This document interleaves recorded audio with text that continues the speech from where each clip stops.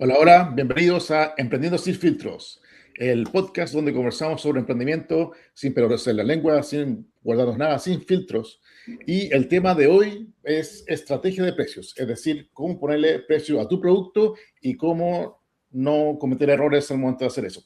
Entonces, hoy me encuentro con Daniel Bet, José Miguel Carrasco, Francisco Sepúlveda y que les habla Stefan Premno. Hola, ¿cómo están? Mi nombre es Daniel Bet, soy emprendedor serial, mentor, llevo más de 100 proyectos mentoreados y me encanta el mundo del emprendimiento, las startups y la tecnología. Suena poderoso eso. Bueno, yo soy José Miguel Carrasco, llevo bastante tiempo en el tema más de la innovación corporativa, he estado en aceleradores de negocio y yo también he emprendido más con foco en agrícola y biotecnología. Por mi lado, Francisco Sepúlveda, con anteriores emprendimientos de energía y actualmente con una empresa de gestión de patrimonio. Bueno, yo emprendedor hartos años, consultor de innovación, a cargo de una aceleradora y actualmente ayudo a pymes y emprendedores en su estrategia comercial y cómo conseguir más clientes. Entonces, como les dijimos el día de hoy, vamos a conversar sobre precios. Entonces, aquí quiero partir un poco con el mayor error que siempre se comete a nivel de emprendimiento, que es decir, ok, mis costos de este producto son X, entonces le voy a sumar 20% más o 30% más, y ese es el precio que voy a cobrar por el producto. Entonces, eso es como la típica mentalidad de alguien que está basado en los precios y lo cuánto te costó en el producto, etc. Y eso puede servir en algunas industrias, en algunos productos que son más commodity, por ejemplo. Pero cuando estamos hablando de un emprendimiento que queremos darle un valor agregado, entonces aquí lo que queremos, cómo vamos a hacer precios es mediante el valor. Entonces, ¿qué quiere decir esto? Que a partir de cuánto valor le entregamos a nuestro cliente es lo que vamos a cobrar acorde a eso. Entonces, esto obviamente tiene un montón de ramificaciones, porque a fin de cuentas, ¿qué significa el valor? ¿Qué significa? Es un valor que se entrega de igual forma a todo tipo de clientes. Entonces, hay otras cosas que podemos conversar sobre eso. Entonces, ahí vamos a estar conversando sobre cómo definir estas cosas y cómo identificarlo. Pero partamos un poco con José Miguel. ¿Qué opinas un poco? ¿Cómo lo has visto hasta ahora el tema de los precios? Sí, yo creo que primero hay que hacer una separación súper fuerte en dos. Uno es productos, si uno está poniendo un precio a un producto, o si uno le está poniendo un precio a un servicio. En general, claro, como planteáis tú, es súper común o es más fácil de entender los productos porque hay ciertas lógicas que se dan. En general, pasa que el producto que tú ves, por ejemplo, en un supermercado, está 2,5 veces el precio de costo o de venta que tuvo el que proveyó el producto al supermercado. Entonces, más o menos para que se hagan una idea. Y de cuánto recibe el supermercado de vender eso como utilidad, alrededor de un 30%. Imagínense, cobrando casi 2 veces y media, el supermercado se lleva un 30% del valor final del producto. O sea, para establecer un poco los estándares. Y es porque hay una cadena de valor que intermedia entre el productor y el supermercado que finalmente es el precio final.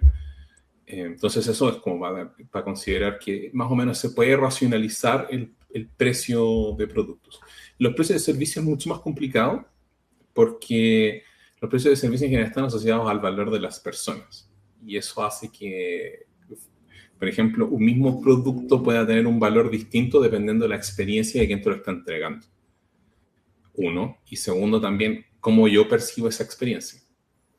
Por ejemplo, no sé, me quiero hacer una cirugía plástica. Distinto es que sea un doctor que tiene 40 años de trayectoria que... ríanse, ¿no? De otro que tiene, no sé, salió recién. Dice, quiero contratar a un abogado. Distinto es contratar a la señora de Daniel, que ya tiene años trabajando en laboral, que es un recién egresado que sabe de laboral, te puede entregar un documento, pero no tiene ese nivel de experiencia y por lo tanto esos ruidos existen. Sin embargo, en el mercado, y aquí ya quiero darle la batuta o a Francisco o a Daniel, está el hecho de que el mercado a veces es ciego a esa experiencia. La necesita, la valora, pero es ciego a ella cuando se definen los precios. Porque finalmente igual existe un sesgo a transformar los servicios a productos. o mapearlo como producto. Es cuando tú le ves al abogado y le dices, bueno, si es un escrito no más de 10 hojas, ¿cachai? ¿Qué estáis viendo? Bueno, un documento que es el documento que se entrega y que, claro, hay un valor distinto en que te lo entrego uno u otro, pero el producto que se ve es un documento igual, que tiene 10 hojas en uno o en otro caso, como resultado. Mira, ahí me gustaría agregar el hecho también de que en temas de servicios, a ver, para los emprendedores que nos están escuchando, muy probablemente no estén inventando la rueda, ¿ya? Por lo tanto, quiere decir que parte de tu posible competencia ya tiene una estrategia de precio. Entonces, si quieren mirar primero una estrategia, vean lo que está haciendo el resto también. Y ahí pueden pillar algunas brechas. Te voy a inventar. Hace, no sé, tipos de asesoría de inversión, porque hay multifamilies que te cobran el 2% más el 20% de la ganancia, que uno puede decir, puta, ahora para la realidad actual es una brutalidad. Pero ahí tenía un punto de partida. Entonces, para los emprendedores que están viendo temas de servicio, miren hacia el lado. Si ustedes no vivimos en una isla, o sea, si viviéramos en una isla ni siquiera podríais emprender, porque no hay nadie a quien venderle. Pero miren un poco para el lado y vean lo que pasa con esos clientes que van y pagan. Están así como el caso de Apple, que todos son como mega fanáticos de la marca y da lo mismo lo que cobren, o están ahí porque es lo que hay, por ubicación. ¿Cuál es el valor agregado que tiene esa competencia tuya para cobrar lo que cobra? O de repente simplemente la persona está frustradísima nomás y está ahí porque es lo que conoce. Y ahí tú decís como, ya, perfecto, tengo un espacio donde podría cobrar incluso más, pero eliminar ese dolor. Compleméntame ahí, Daniel. Yo, o sea, el ir a copiar descaradamente como lo hace tu competencia, o al menos inspirarte, creo que es una muy buena práctica y técnica como para poder cachar, porque a ver, tu competencia probablemente ya probó muchas cosas para llegar a ese precio o a ese modelo de precio. Entonces, ¿para qué reinventar la rueda? Anda con eso, ponte un precio quizá un poquito más competitivo. Y ahí hay otro detalle, el competir por precio. El competir por precio es bien delicado, porque pasa que no es solamente el más barato el que compran, puede ser también, tiene que ver con el valor que se le agrega, con otros factores, entonces eso es súper importante. Y lo otro también que a mí me ha pasado un poco en las mentorías, lo que yo he visto, aparte que están de repente medio perdidos con qué precio le pongo y todo eso, es cómo es mi modelo de negocio un poco también. Que, por ejemplo, me estaba acordando justamente un caso de un proyecto que estaban haciendo unos agentes como que ayudaban a los investigadores, agentes de inteligencia artificial, a hacer mejores investigaciones o automatizar un poco la investigación de paper y cosas así. Y resulta que ellos iban a las universidades a tocar las puertas para venderlo a los investigadores y su modelo de negocio era un modelo de licencias de usuario. ¿Ya? Por cada investigador cobraban, le iba pésimo. Pero empezaron a tocarle puertas empresas que estaban vinculadas al mundo de la EdTech. Y ahí, por ejemplo, también estaban viendo temas de precios por usuario, cuántos usuarios. Y yo les dije, oye, ¿y si vendí? Tenía una API, ¿no es cierto? ¿Se pueden conectar los sistemas a tu sistema? Sí. Véndele por request, por pedida de entre sistemas, para hacerlo en términos sencillos. Y los tipos vendían, y al toque se les disparó el precio, las ventas, y ta. ¿Por qué? Porque cambiaron el modelo de negocio, o sea, el modelo de negocio de precios también, y con eso hizo que se alineara mucho más con el interés y la disposición y la percepción del valor del cliente. O sea, el cliente está más dispuesto a pagar de esa forma que andar pagando por usuario y cosas así. Entonces, igual hay varias cosas mezcladas ahí, pero es interesante porque a veces el encaje, el fit, por así decirlo, se da mucho con la forma en que tú lo presentas, la estructura, la forma en que se puede pagar, ¿cachai? ¿Qué es lo que incluye, qué es lo que no incluye? Entonces ahí hay que jugar un poco con eso. Pero ver la competencia es muy buen punto de partida. Sin duda el modelo de negocio parte fundamental al momento de ver el precio y ver forma por qué está dispuesto a pagar efectivamente el cliente es una parte clave. Ahora, lo que tú dijiste, lo que estaban diciendo sobre ver lo que hace la competencia, ahí voy a estar en desacuerdo, porque creo que también es uno de los grandes errores que cometen los emprendedores, que es justamente ser como, ya, ¿cómo le pongo el precio? Mi competencia cobra 10 lucas, así que yo para ser un poco más competitivo voy a cobrar 9 lucas, pero también quiero resaltar, entonces voy a dar más valor que lo que hace mi competencia, entonces voy a tener más costos. ¿Y qué es lo que resulta? Claro, pues vaya a obtener algunos clientes más, unos que otros, pero lo que resulta es que tus márgenes se van a comer, se reducir tanto que al final termina siendo un negocio que no tiene ningún sentido. A fin de cuentas, lo que queremos hacer acá no es, si es que el precio es lo que te está trabando para entrar al mercado, sí, ya entra primero parte con lo que cobra la competencia, pero si realmente queremos hacer un negocio que tiene como finalidad crecer y que realmente sea algo provechoso, entonces tenemos que ver un poco más que eso. Y eso, una forma de hacerlo es viendo el valor que lo estamos haciendo y cómo nos diferenciamos de lo que está haciendo la competencia. Porque si no, ¿de qué sentido va a ser una copia de lo que hace la competencia? No hace mucho sentido. Ojo que los dos dijeron para inspirarse, ¿eh? Y yo agregaría otra cosa, siempre tira el tejo pasado, o sea, siempre pide más. No por si caen y que se enojen, sino porque como uno está empezando a aprender a setear el precio, hay dos rutas, que es como parto con un precio muy bajo y lo voy subiendo, o parto con un precio alto y les doy descuento a la gente. Es como, oye, por ser tú te lo voy a dejar en 50% de descuento. Es mucho más fácil subir y bajar con descuento, etcétera, hasta que los precios como que uno pueda tener un relato claro, que bajar y tratar de subir después. Y darte cuenta, oye, ¿sabéis que te cobré 100? Pero en verdad me acabo de dar cuenta que para hacer tu servicio y quedar en cero, debería haberte cobrado 150. El cliente no te va a decir, pucha, ya, ok, te entiendo, cóbrame esos 50 de más. Te va a decir, bueno, tuviste, cagaste. Así que no, es tu culpa haber hecho esto y definir estos precios, así que ahora asúmelo y ve cómo lo arregles con otros. Por eso, siempre es mejor tirar el tejo pasado, pedir más y después ver, ok, no estamos vendiendo, estamos logrando el objetivo de venta, me bajo un poco con descuento, con oferta, con promociones. Al revés, es muy difícil. Al revés, es muy difícil. Y si llegas tú, y de hecho lo agregaría, yo he tenido casos de emprendedores que les pasó eso, que partían muy bajo y después se daban cuenta que no pagaban los costos del servicio. Entonces le decían a los clientes, oye, súbeme, voy a subirte el precio porque no me dan los costos. Ya, aprovecha que me estáis subiendo los precios y desconéctame, porque voy a irme a la competencia. Oye, y acá hay un tema práctico igual, como que hablamos ya, ve tu competencia, pero ¿qué pasa si tu competencia no tiene los precios como visible a la vista y como un típico servicio de consultoría que es medio a medida, ¿cachai? Como que quiten y que hablar con otra gente que está metida y decir, oye, ¿cuánto cobráis por hora? Así más o menos, onda. Pero ahí también es parte de conocer el rubro donde te estáis metiendo. Por el tema de la consultoría, al menos de lo que yo conozco, tú pagáis por HH, sí, básicamente. Y dependiendo como el grado de expertise de la persona que está metida en el proyecto, más caro es la HH. Pero ahí, bueno, es parte de la investigación de mercado, de saber cómo opera tu posible competencia, porque yo me voy a poner en el caso de nuevo que no están inventando la rueda, así que muy probablemente hay otras personas que hagan algo similar, y ahí está la investigación de mercado. De ahí es parte de la pega al emprendedor averiguar esas cosas. Ahora, tenéis que tener una mala cueva muy grande para justo mirar tu competencia, que tampoco tiene averiguado cuáles son los precios y también está tratando de averiguarlo, pero es difícil que eso ocurra, ¿ya?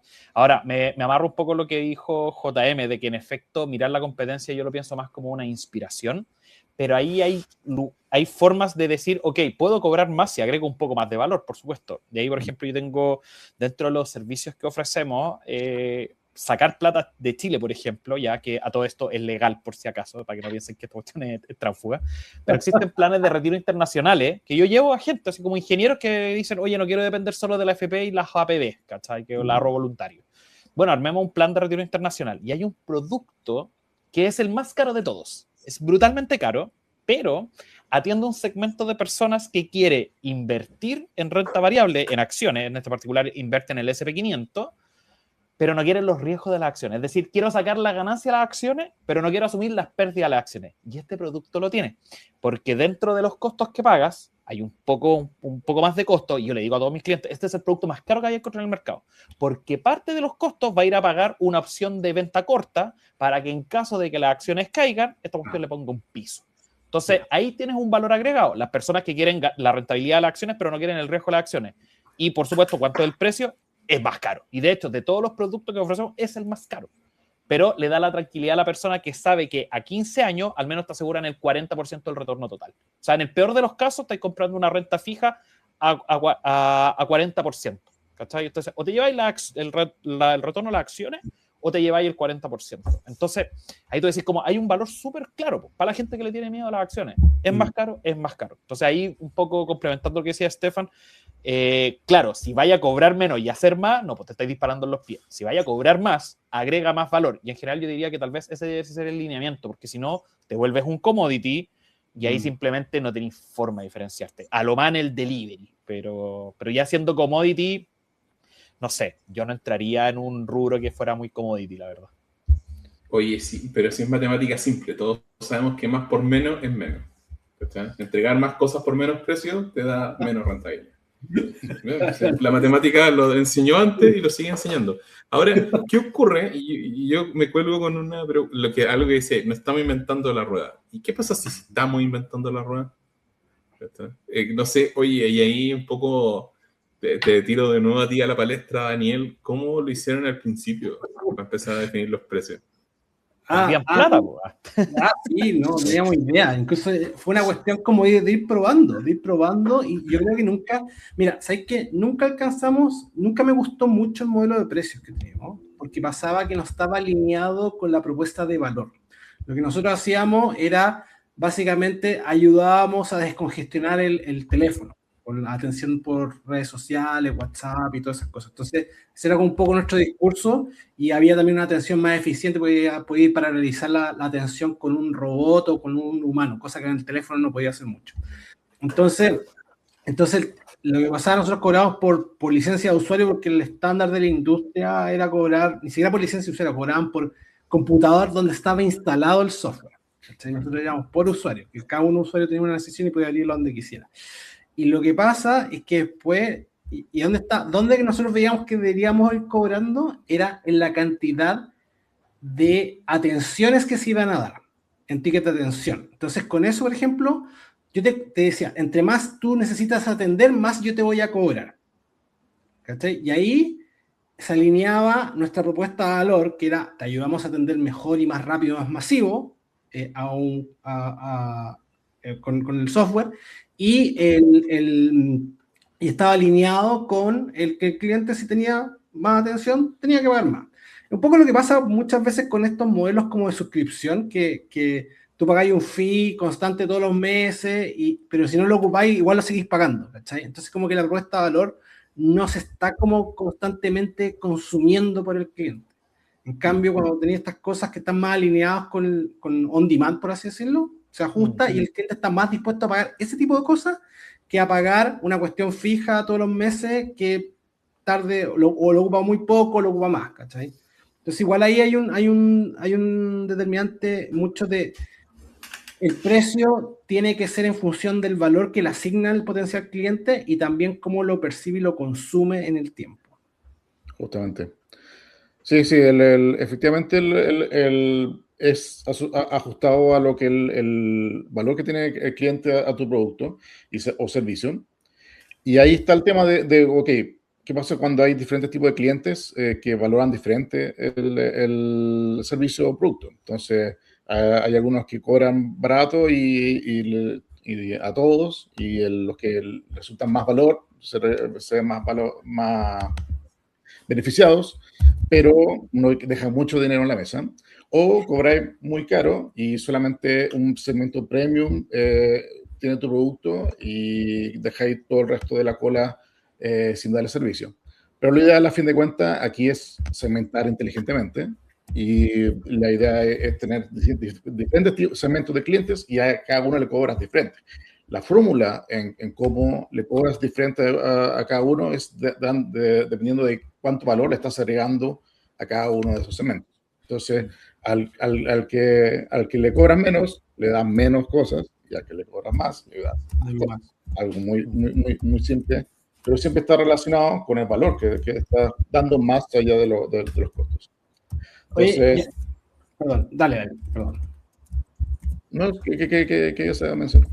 Y bueno, y ahí está muy alineado también con qué es lo que valora el cliente, porque a veces tú le ofrecís cosas y no quiero eso, y como que siente que le estáis dando basura. Y hay otro factor, también esto es un tip que también lo aprendí a golpe, siempre aprendo las cosas del emprendimiento como casi literalmente a golpe. No ha pasado todavía que literalmente sea a golpe, pero me cayó varias veces. ponle límites a las cosas que ofrezcas. No ofrezcas así como me pagáis 100 y tenéis todo esto. No lo hagas. Yo una vez lo hice y después no hallaba cómo salirme de eso. Así como tuve que tener una conversación incómoda con el cliente, pero era como, oye, ya cuando lo hicimos fue porque estábamos probando, estábamos un poco desesperados porque teníamos hambre. Claro, tenía que comer. Tenía esa mala costumbre que tiene uno que tiene que comer y te lo da a todo. Y ahí también, más allá del precio,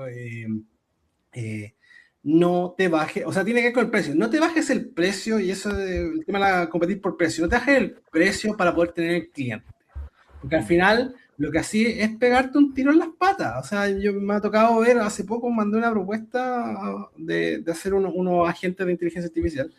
Y como que ya, esto es lo que cuesta, esto es lo que yo cobro, y vamos a entregarte esto. Y después era el que yo les comentaba de queremos un partner. y la cosa es que... Espérate, paréntesis, para los emprendedores que nos están escuchando, cuando escuches eso, no es que estamos buscando un partner, te adelanto al tiro que te va a trasquilar en lo que te van a pagar, van a ser súper leoninos contigo, te van a pagar poco y te van a exigir mucho. Así que cada vez que escuchen eso, oye, que buscamos un partner, red flag, dale nomás. Dale. Sí, ¿no? Y como que... Y lo que yo hice fue como... Antes de mandar la propuesta, estábamos conversando y como levantando como que era lo que buscaba y un poco entendiendo. Y bueno, yo le hice las clásicas preguntas. Bueno, ¿cuál es tu presupuesto? No, queremos un partner. ¿Cuál es tu tiempo para ayer? La necesidad estaba patente y era el dueño de la empresa, así que el tomador de decisiones está ahí. Entonces, el BANT estaba claro. Y el presupuesto era el partner, ¿cachai? El partnership. Y yo dije, ya, bueno, igual voy a hacer esto rápido, así como para hacer la propuesta, pero bien estructurada. Y le voy a mandar. Y resulta que le mandé la propuesta y antes de mandarla le dije, onda, si no te gusta, dime que no. ¿Cachai? Hice todas las cosas para que no me gostearan. Como que me dijera que no y que por favor también me dijera por qué no. ¿Cachai? Como que lo preparé para que me dijera eso. Quería indagar profundamente en su negativa. Resulta que me dijo que no. Y me dijo por cuánto se estaba escogiendo. Y era una cuestión que yo le decía, oye, como que yo le dije... sin límite de horas, así, con este precio y toda la cuestión. Y yo le dije, se lo dije como un poco del lado del cliente, porque era el cliente, le dije, mi experiencia es que cuando no defines horas de trabajo con tu contraparte, esa cuestión en desarrollo de software, en hacer cosas a la medida, se va al carajo. ¿Por qué? Porque no quedan claros los límites. Entonces se produce un fenómeno muy tóxico, que el cliente tiene el incentivo a pedir más y el proveedor, el partner en este caso, tiene incentivo a pedir menos, a dar menos porque quiere ser más eficiente sus costos, porque dar más significa pagar más, ponerse más la mano al bolsillo. Entonces tienen estos incentivos que están cruzados, que se contradicen y resulta que al final la relación termina desgastada y probablemente ese partner va a terminar gosteando al cliente o le va a entregar un producto muy deficiente y el cliente va a estar chato porque nunca le responde los correos ni los WhatsApp y quizás en los peores casos desaparece. Y ese es el gran tema. Entonces, póngale límites a las cosas, cuantifiquen las cosas, no se metan a dar cosas, aunque signifique perder la venta, no lo hagan porque eso es pan para ahora y hambre para el rato después. Oye, Daniel, y ahí cuando le dijiste eso al cliente, ¿qué te dijo? ¿Qué pasó ahí? Dani, no, pero ahí el cliente, cuando le dijiste eso, ¿qué te mencionó? No, le comenté nomás, así muy amablemente le dije, mira, cuidado ahí con el tema de no poner límites, que el proveedor te haya ofrecido no poner límites, que el partner te haya porque mi experiencia es que se producen problemas a la hora de construir software cuando no ponen límites. Y eso pasa con varios servicios más, o sea, que son como HH o tienen alguna unidad por ahí metida de ese estilo. Entonces, hay que tener cuidado, no ofrezcan eso, por más que eso signifique que puedan cerrar la venta, es tóxico. Ustedes se están poniendo una soga al cuello, van a pelearse con ese cliente. ¿Por qué? Porque el cliente tiene incentivo a pedir más, porque sabe que no tiene límites. Y ustedes nunca van a querer darle todo porque también quieren buscar a otros clientes y darle también un poco de su tiempo a esos clientes, entonces, o de su esfuerzo o servicio. Entonces también ahí, esa es como una recomendación práctica. tiene lo mismo que ver con buscar clientes tóxicos y vender a los clientes tóxicos, clientes que no son tus clientes, ¿cachai? Yo entiendo que necesitáis caja, necesitáis comer a fin de mes, pero por favor, ponte ese límite. Pon límite. Yo no sé, yo sería un poco más flexible, ¿eh? Porque sí, había una cierta empresa que tiene un edificio cerca de donde había una cierta estatua que se volvió a reinstalar hace poco. Así que ahí pueden buscar. Y esa empresa tenía la práctica de hacer licitaciones públicas para su servicio. Y lo que hacían después era, ok, te ganas la licitación, que dura un tiempo, no sé, 1 o 2 años, y al término de esa licitación se abría la próxima para ser nuevo proveedor. Y tomaban el precio del año de la licitación anterior como el precio a superar. ¿Cachai? Entonces, si el 2010 te vendían a 100, el 2011 o 2012 tú tenías que vender a menos de 100, porque ahora se supone que ya te hiciste eficiente. ¿Cachai? Entonces, si te hiciste eficiente, deberías poder bajar tus costos. ¿Cachai? Esa era la forma de transferirle la bajada de costos que ellos no hacían en el resto de su sistema, se la transferían finalmente o lo obligaban a los proveedores a hacer más barato. Y era notable, como tú ibas viendo, que los proveedores partían con toda una motivación el año 1, felices de trabajar con esta gran empresa, que no voy a decir cuál era, pero ya todos saben cuál es. Y ibais viendo, no sé, yo me encontré con varios de estos proveedores 10 años después. Y ya estaban con ojeras, o ahora sí, mátenme por favor, no quiero seguir con esto.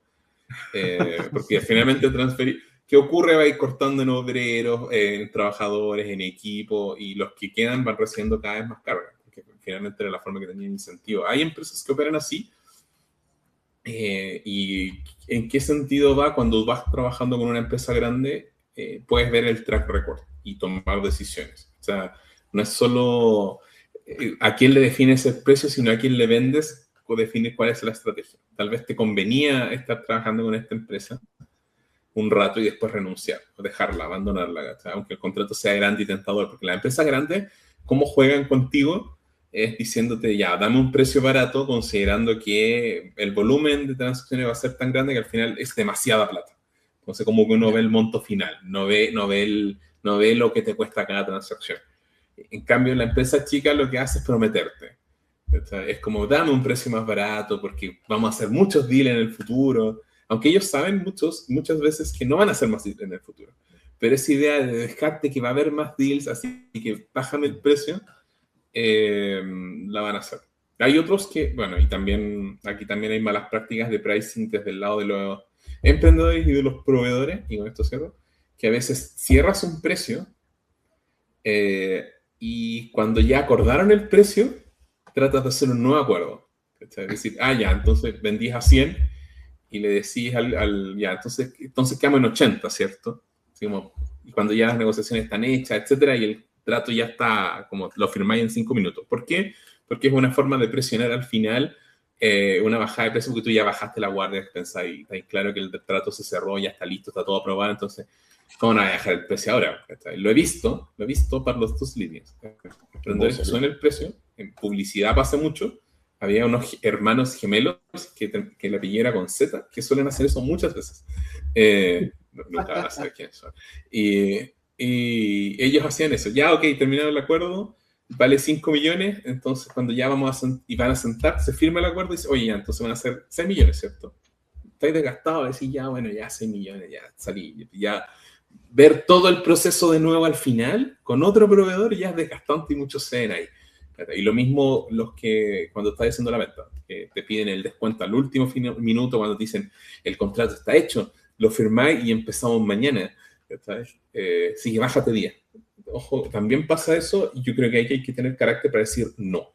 ¿Por qué? Porque ya está aprobado con el monto real. Aquí te están tratando de sacar el último raspadito que pueden, como un premio personal, diría yo, muchas veces de los gerentes. Entonces, ahí en esas instancias nunca caigan, porque el monto real que ya cerraron está aprobado. Por si acaso. Ahí me gustaría contar una experiencia que conocí yo cuando me empleé, bueno, para los nuevos que están escuchando el podcast, pero si bien me dedico a la finanza, yo soy ingeniero civil eléctrico de profesión, y como todo buen ingeniero, obviamente la primera vez yo salí a trabajar. Y en la empresa en que estuve, que es una consultora de renombre en el sector eléctrico, ellos nos contaron la historia. A mí me contrataron al principio para un proyecto súper particular que en teoría iba a durar 6 meses, terminó durando más, y después te daban como las chances de tú poder elegir en qué área de la consultora te querías quedar. ¿Cachai? Entonces igual era como entretenido por ese lado, ¿ya? Pero era un estudio que las empresas eléctricas tienen que hacer cada 4 años. No voy a decir cuál porque igual son varios estudios que se hacen cada 4 años. La cosa es que esta empresa donde yo trabajé le prestó los servicios a la eléctrica que está en región metropolitana. Siempre trataba de hacerlo. Y este año lo había logrado en ese año, perdón. Porque 4 años antes justamente habían hablado de precio. Mira, esto es lo que cobramos, etcétera. Perfecto, todo súper bien. Y de la nada, me acordé con lo que dijo JM, de la nada, cuando se sentaron en la mesa a firmar, le dijeron así como, ya, pero yo quiero un 50% de descuento, ahora. Y el dueño de la empresa, que tenía harto carácter, les dijo que no. No, yo no voy a acceder a esta cuestión y me parece una falta de respeto, no te voy a dar ni 1% de descuento. Pero resulta que otro consultor sí se bajó los pantalones, ¿cachai? Y se bajó al 50% de descuento y le dijeron, entonces no te vamos a elegir. Y él dijo, perfecto, no me elijas. Vamos a ver qué te van a entregar. Pero yo por 50% de descuento no me voy a mover. Mantuvo su palabra y en efecto esa empresa se fue con la otra consultora, que ahí sí que no tengo idea de cuál era el nombre. Pero 4 años después, cuando yo entré yo a esta empresa, me tocó recibir ese informe que habían preparado esa otra empresa hace 4 años atrás. Y era un desastre, pero un desastre. Y claro, yo después conocí a la persona que encargó ese estudio al otro lado y me dijo que fue un parto. Los gallos funcionaban como el orto, porque con el 50% de descuento ya no había margen de ganancia, no te entregaban nada, y terminó desgastando tanto que tuvo que poner a sus propios ingenieros de la empresa a hacer el estudio. ¿Está? Entonces, votó a la consultora, básicamente. Básicamente votó a la consultora porque si no, las penas del infierno, la CNE, la superintendencia, se le iba a colocar a la empresa eléctrica, no a la consultora. Entonces dijo, ya, filo, me voy a tener que hacer yo cargo de esta cuestión. Claro. Así que a la siguiente negociación, o sea, ya sabían la historia, así que le dijo así como, oye, así que no te fue tan bien con los anteriores. Y le dijeron, no, sí, ya aprendimos la lección, dime cuánto, y ni siquiera voy a salir a licitar este estudio. Dime cuánto nomás. Y firmaron eso. Y firmaron y listo. Es que si alguien tiene la capacidad de bajarte 50%, si alguien tiene la capacidad de bajarte 50% sin ninguna discusión, no, en 1 hora, imagínate, en 1 hora o en 10 minutos, dice, sí, me bajo 50%, esa persona no tiene nada, seamos honestos, es como, no sabe lo que está haciendo. O sea, para mí, ya, tú me hubieras dicho 5%, te creo, pero 50%, la mitad del costo o la mitad de lo que iba a ganar, es capaz de, sin mirar nada, decirte sí, ok. O sea, claramente esa persona no sabía nada de precio. No, claro. Eso, y ahí va dentro de lo mismo, nunca se bajen mucho. No, claro, por último pueden hacer una tensión, un 3%, así como para decir, ya, mira, estoy cediendo algo, ¿cachai? Como que me comprometo. No. Pero no sean tanto. Y lo otro, las empresas grandes, yo creo que es un error de harto emprendedor, sobre todo con las empresas de retail. Siempre los van a estrujar. No existe el hueón buena onda en el sector retail. Nunca. Ya, bueno, esta hueá es sin filtro. Son maricones sonrientes todos. ¿Ya? Así que hoy, me acuerdo el caso de No Fuck Up Nights, que contaba un tipo que tenía unos juguetitos que le importó, como que vendía en Marketplace, le iba medianamente bien, y hubo una de renombre que no lo voy a contar porque pronto uno de los gallos que trabaja ahí va a ser cliente mío, pero le dijo, oye, ya quiero, le dijo así como 100 millones de pesos en el producto tuyo, y era un emprendedor que con cueva tenía caja de 3 palos, ¿cachai? Bueno, quedó así como, chucha, ¡uy, qué bacán! Ya, y este es el precio, sí, qué sé yo.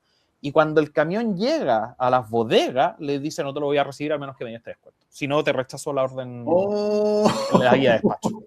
Y cagó, y tuvo que pagar el IVA. Y ahí se fue a la mierda. Por favor, los emprendedores, no se ilusionen con el tema del retail. Lamentablemente en el retail, en Chile, salvo que tengáis apellido y santos en la corte, te van a hacer mierda. Te van a poner pie encima. Bueno, solo como anécdota nomás también para mí, o sea, para mí, para contarle. Yo trabajaba con un retail, Uno Verde, que tiene presencia en Chile, Colombia, Argentina. Con F y termina con A. Y la cosa es que ellos tenían la hermosa, comillas, política de pagar a 90 días. Cuando eres una empresa emergente que te paguen a 90 días, te revienta la caja. Bueno, la cosa es que, esto es como una anécdota, los tipos nos ofrecieron entre medio para acelerar el pago, que fuéramos con su propio factoring a pasar en la factura. Y yo asesinarlos. Así como, ¿cómo? Sí, está pasando. Yo pagué a 30 días y más encima me ofrecí una cuestión que es de tu misma empresa a pagar. En el fondo está pidiendo un descuento de una forma bien burda. Claro, sí. No, ojo que muchas empresas están haciendo eso, y hay algunas que son tan descaradas que te lo incluyen al tiro. Ya, ok, te mando la factura, te la pago en teoría, pero en verdad lo que voy a hacer, en verdad se la va a pasar al factoring para que el factoring te la pague con el descuento, al tiro. Ni siquiera te hacen, tú tocáis la factura. Y es como una forma de pedirte descuento, pero súper agresiva y como que no tenéis mucho movimiento, porque dicen, no, nosotros pagamos 90 días, listo, política de la empresa. Nos encanta hacer juego financiero con la plata que no es de nosotros. Es eso. Sí, bueno, eso es típico cuando la disparidad de poder es muy grande. O sea, cuando estás negociando con una gran empresa que tiene cientos de proveedores que puede recibir, difícil ahí meterse ahí. Pues. Pero bueno, cuando estamos hablando de negociaciones entre un poco más equiparable el poder, una buena estrategia al momento ¿qué es lo que pasa? Es que si tú tienes claro tus precios, sabes lo que vale, sabes lo que estás ofreciendo, y el cliente te pide descuento, si no acepta. Entonces ahí nunca, como ya dijeron, no hay que descontarse, y lo que se puede hacer para ganar igual la venta es, ok, si quieres descuento, voy a sacar esta parte del servicio o del producto, y así te queda al precio que tú necesitas. Ya, sacáis feature. ¿Cómo la cuestión? Es lo que de esto, ¿qué es lo que no te importa? Ya esto te importa menos, ya lo sacamos y ahí está acorde al precio que necesitáis. Y así no, te puedes reducir el precio, pero también bajan considerablemente tus costos y dejas un cliente más, entre comillas, feliz porque ya le estás ofreciendo justo lo que necesita al precio que está buscando. Y eso también se puede dar hacia otro lado. Si es que tú querías ganar, pedir un precio mucho más alto, puedes ir agregando servicios adicionales, productos adicionales a tu oferta principal, y así puedes cobrar más caro a un cliente que tiene mayor disposición de pago. Y eso también es una buena forma de ganar más plata. Mira, sacar o agregar features a tu servicio. Y lo otro, así agregarlo como guinda a la torta, depende mucho a quién les vendas. Ya, si bien las relaciones son todas humanas, no es lo mismo venderle un B2C, venderle al consumidor final del producto, que a un B2B, donde tu contraparte es simplemente un intermediador con su empleador, ¿ya? Y en general, aquí voy a decir algo súper burdo, por favor, complementenlo ustedes, que son los industriales del grupo. El B2C, el cliente va a buscar cosas más allá de la lógica. O sea, más allá de la lógica no quiere decir que la lógica se descarte, pero te va a comprar por emoción y después lo va a tratar de justificar con racionalidad. Y es bueno que también ustedes, cuando ofrezcan, tienen un producto, tiene que haber un racional detrás, ¿ya? Independiente que tú puedas entrar por la parte emocional. Pero en el B2B, que es más compleja la venta, porque tiene que pasar por aprobaciones, no vas a ser el único, pasa todo esto que estamos hablando, que te van a pedir descuentos ridículos, te van a pagar a 1080 días. En el B2B, o tú haces que que las ventas aumenten, o que los costos disminuyan. ¿Sí? Eso de hacer feliz al CEO, esa hueá no va a resultar. No. O sea, entonces, también sepan hacia dónde apuntar. O sea, si van a hacer, te voy a inventar, un taller de mandala, weón, para la alta gerencia Falabella, puta, probablemente no funcione. Pero si esos mandalas tienen el poder de aumentar las ventas, quizás sí. Pero tiene que ser ese el foco. O lo ayudas a vender más o a tener menos costos. Pero si no, va a estar difícil que se enteren. Ahí entramos la estrategia de ¿Cómo? Perdón, escuchar los tres al mismo tiempo. Que eso es parte del hablamos al mismo tiempo. No, justamente sí, hay un cuento ahí que... Dale. ¿Sabes qué? No. JM tiene un delay brutal. Sí, es que estoy en un laboratorio, entonces perdónenme. Ya, a ver, dale JM y después le pasamos a alguien que no tenga el delay. Después me callo. Pero Pero claro, te pasa que en el B2C tú compras una satisfacción, tú compras para sentirte bien en general. Entonces, eso está asociado, por lo tanto, a algo más emocional. En cambio, en el B2B, tú sueles comprar, estoy sedimentando lo que decías tú, Francisco. Y en el B2B tú compras para tener capacidad. O sea, finalmente la gran mayoría de las compras vienen porque hay alguna restricción que yo tengo que cumplir, cambios normativos o cambios de regulación o nuevas tendencias, o porque mejoro margen o mejoro margen, ya sea por vender más o disminuir costos. Entonces, esas en general son las líneas que le hacen sentido a una empresa para comprar. Proyecciones a futuro no le sirven mucho porque no le van a garantizar nada. Y bueno, cosas de bienestar u otras es difícil hacerlas. De hecho, y con esto cierro, el cheque restaurant fue interesante para las empresas. ¿Y por qué les fue muy bien? No tanto porque fueron beneficios de comida, porque ya lo existían los bonos comida, sino que, claro, como se convirtió en un bono que pasaba como costo, le permitía a las empresas rendir más Carga cosas tributaria. y por lo tanto como carga tributaria. Entonces, como entró el juego de la carga tributaria, le daba un beneficio a la empresa más que ellos podían convertir en un bono a los trabajadores. Entonces, fíjense que a veces hay formas ingeniosas de diseñar las estructuras de precio y venta para llegar a los clientes, más allá de solo jugar con a que sea alto o bajo. Sí, sí, está bueno eso. Dale. Ya.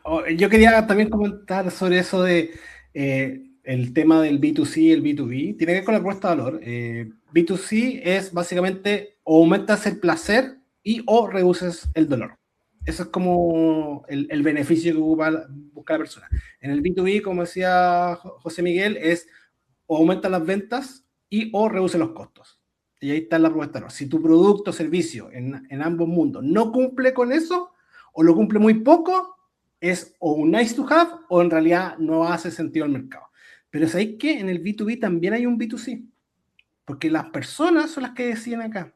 Y ahí me agarro de una metodología de venta B2B que es como para analizar a las personas, que básicamente cuáles son sus intereses particulares en el contexto profesional. Entonces puede ser que van a ser premiados, pueden ascender, van a ser reconocidos, ¿cachai? Entonces también ahí tú puedes jugar con eso con tu venta B2B. Tú le decís, oye, ¿sabes qué? Con mi producto vaya tu departamento, tú, van a poder reducir sus costos y van a aparecer muy bien en la memoria de la empresa con los beneficios que te generan. Entonces, al final igual hay un enganche hacia la persona, pero no en un contexto como personal, sino en un contexto profesional, que también tiene que ver con el placer y la reducción de dolor. Sí, pues sin duda. A fin de cuentas, cada persona en la empresa tiene un objetivo, tiene algo que quiere lograr. Y cuando tu producto le ayuda a eso, entonces se alinea.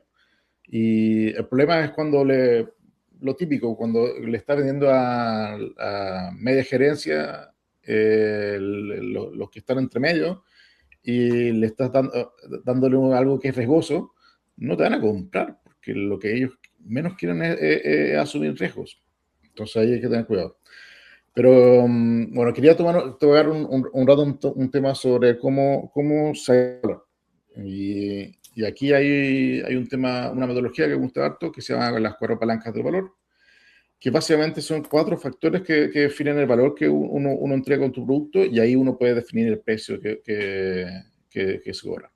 Entonces, la primera palanca es básicamente resolver el problema que tiene el cliente o ayudarle a lograr su objetivo soñado. Entonces, ¿qué tan efectivos somos en eso? Entonces, podemos cobrar más por eso. Asociado a esta variable es la percepción que tiene el cliente de que le vamos a poder ayudar en eso. Si es que el cliente no te cree, entonces no puedes cobrar mucho. Es como lo que había dicho JM al principio. Si es que hay un recién egresado de medicina, cirugía, quizás el mejor de su clase, probablemente quizás está más al tanto de las últimas tecnologías, de las últimas técnicas, del conocimiento, que uno que tiene 20, 30 años de experiencia. Pero tú no vas a confiar en él para que te haga la cirugía, porque no sabes, no tiene un historial. Entonces la percepción de éxito que da ese es baja, entonces no puede cobrar tanto. Entonces, ¿cuáles son las otras variables que están asociadas? Lo que resta, uno es el tiempo que se demora en obtener el valor el cliente. Entonces, si tu producto se demora mucho en que el cliente resuelva el problema o llegue a su objetivo, entonces baja el valor. Al contrario, si es que el tiempo que se demora es ínfimo o instantáneo, vamos a cobrar mucho más. Es como lo típico que hacen las plataformas súper conocidas. Uber, ¿por qué es tan efectivo y mucha gente lo ocupa? Porque no te demoráis ni 2 minutos en conseguir un auto aplicando 2 veces el botón. Lo mismo con Netflix. En vez de ver tele abierto, tú puedes instantáneamente ver la serie o la película que tú quieres ver. Entonces hay un valor ahí en eso. Hay un valor en el instantáneo. Y la última palanca es los costos y sacrificios que tiene que hacer el cliente para lograr el cometido. Entonces, ¿qué es lo que va a hacer en ese caso? Por ejemplo, el valor de una membresía en el gimnasio. Aquí el objetivo es, obviamente, bajar de peso, estar en forma, estar sano, etc. Pero el sacrificio que tiene que hacer el cliente para lograr eso es tremendo. Tiene que ir al gimnasio siempre, tiene que hacer ejercicio, etc. Entonces, no es mucho lo que pueden cobrar los gimnasios comparado a una cirugía estética, que con bajo sacrificio del cliente puede estar en forma. Entonces, esas son como las ecuaciones. Lo que le suma valor es que tanto le resuelve el problema o le ayuda a hacer el objetivo, multiplicado por la percepción del cliente de que puedes lograr eso, dividido por el tiempo que se demora y los servicios y costos que tiene que hacer el cliente. Entonces, eso básicamente para que tengan en claro de cómo uno puede empezar a aproximar el precio a cobrar por un producto o servicio. Está bueno ese tip. Está muy bueno. Muy bueno. Ahí va. Sí. Creo que estamos. Sí. Ya salió bueno el capítulo. Así que eso, emprendedores que nos están escuchando, por favor suscríbanse en los distintos medios. No sé dónde estarán los botones en estas cuestiones, así que apunto para todos lados. Pero estamos en Spotify, en YouTube, Apple Podcast. Sí, Apple Podcast. Apple Podcast, sí. Y no sé en qué otros medios más. Si tienen dudas, por favor, escríbanos, coméntenos cosas. Si de repente tienen algún problema, una duda puntual de su emprendimiento, necesitan ayuda, contacten a Daniel Bet. ¿No? Daniel nos baja después en los comentarios. Y de ahí simplemente nosotros aunamos un criterio y le mandamos nuestros tips. Siempre desde la realidad, nada de la academia, de lo que nosotros hemos vivido como emprendedores. Sí, eso. Sí. Así que, good night. Recuerden siempre suban los precios. No se bajen. Quiten cosas y ahí bájense, pero no se bajen así, no. Nos vemos, que estén súper bien. Chao.